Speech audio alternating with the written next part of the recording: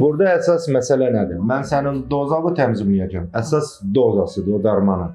Və yanaşı zobla əlaqəli sənə darmanlar yazacağam. Əgər şikayətlərin səbəbi zobdursa, onların hamısı azalacaq. İndi sən mənə belə bir sualıma cavab ver. 100-dən 125-ə artıranda şikayətləriniz nisbətən azaldı mı? Yoxsa heç bir fərq olmadı? Heç bir fərq olmadı. Bax, o yorğunçuluq, əzginlik, bütün günü nə istəyirəm? Ancaq yatım, bir dənə kuxunada yemək zad bişirirəm. Elə bil ki, bütün əhalinin işini mən görmüşəm. O dərəcədə yoruluram. Ayaqlarımda şişkinlik var, bel ağrılarım var. Kökəlmə. Kökəlirəm anidən belə. Biri var yeyirsən kökəlirsən, biri var yemirsən kökəlirsən.